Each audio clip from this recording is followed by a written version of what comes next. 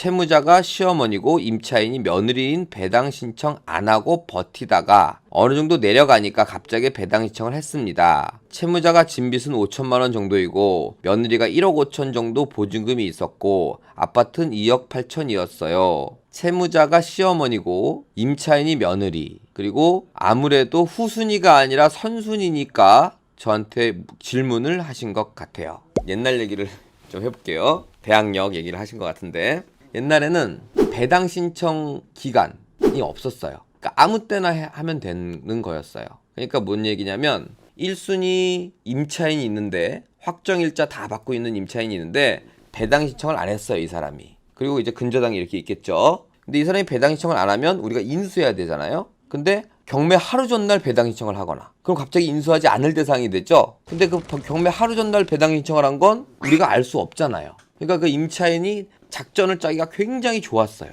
이해가십니까?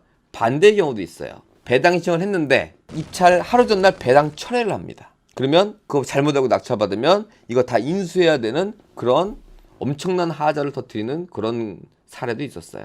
지금 생각해보면 그런 뭐 같은 때 경매를 했다는 게 참 지금 생각해보면 참 신기하네요. 그랬던 시절이 있었고, 그것 때문에 이득 보는 사람과 피해 보는 사람이 막 늘어나다 보니까 이제는 법이 바뀌었어요. 배당을 요구할 수 있는 기일이 경매하기 한참 전에 이미 마감을 칩니다. 그렇다는 이야기는 그 이후에 배당 신청을 하면 배당 신청을 받아주지도 않고, 만약 받아준다 하더라도 배당이 없는 거랑 똑같은 거예요.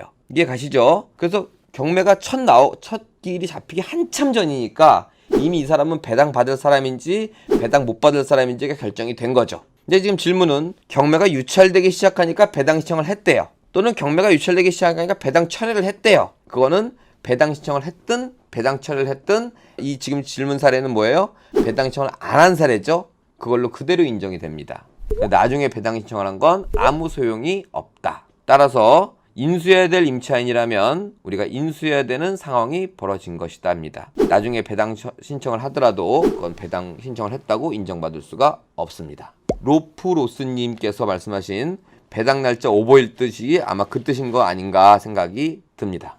자, 그래서 두 번째 이제 우리가 알아야 될 거, 이건 단순 지식이었고요. 그러면 시어머니랑 며느리라는 건 어떻게 보면은 자식인데 그게 임차 관계가 성립이 되느냐, 이게 우리가 사실 연구해야 될 문제입니다. 자, 여러분들이 자식이에요. 부모한테 전세 1억 5천에 보증금을 내고 살 수 있나요? 반대로 여러분들이 부모예요.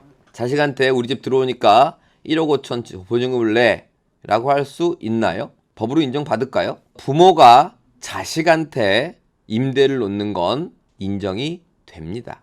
법으로. 형제끼리는 형이 동생한테 임대를 놨다, 인정되겠죠? 부부끼리 남편이 부인한테 임대를 놨다, 그거는 안 됩니다. 네, 그거는 인정 안 됩니다. 뭐 다른 나라는 제가 법을 잘 모르는데 우리나라는 안 돼요. 부인이 남편, 혹시 여러분들 돈 내고 쓰고 계세요? 남편한테? 아니면 부인한테? 네, 그런 거는 인정이 안 되는데 부모가 자식한테, 뭐 형제끼리, 이거는 진짜라면 인정이 되겠죠. 근데 여기서 실제로 부모가 자식한테 임대료를 받는 경우가 얼마나 있을까요? 부모 집에 자식이 사는 경우는 은근히 있는데 그걸 돈 내고 쓰는 사람이 얼마나 있을까? 이렇게 한번 사실관계를 확인해 볼 필요는 있죠. 근데 이미 자기는 1억 5천에 살고 있다고 얘기를 해놓은 상태예요. 그러니까 당사자를 찾아가 봤자 사실은요 뻥이에요, 이렇게 말해줄 일은 없단 말이야. 그게 진짜 사실이고 계약관계가 있고 돈 입금이 됐으면 당연히 인정되는 거고요.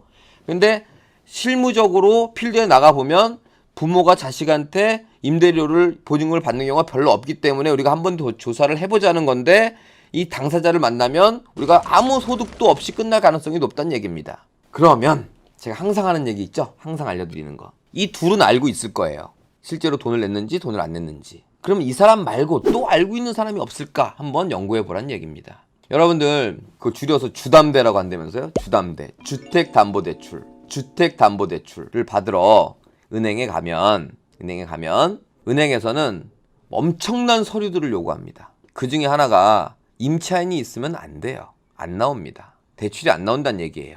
그러면 그 어머님이 갔을 때 그 며느리 또는 자식이 임차인입니다 라고 했다면 대출이 안 나왔을 거예요. 그래서 그 사람 외에 그 집을 가장 잘 알고 있는 사람은 처음 돈을 빌려준 채권자. 아마도 그 사정을 잘 알고 있고 그냥 단순히 알고 있는 것뿐만 아니고 어떠한 마땅한 서류를 받아 놓았을 겁니다. 따라서 진짜 거기서 가서도 진짜 임차인이 맞습니다. 그걸 인정하고 얼마를 빌려준 거예요 라고 했다면 채권자도 그렇게 알고 있으니까 상관이 없는데 채권자가 그건 아닙니다. 공짜로 살고 있다는 서류를 받아놨습니다. 이렇게 말할 가능성도 높거든요. 따라서 그 부분을 한 번 더 조사해 보시고 입찰 결정을 하셔야 된다라고 결론을 짓겠습니다.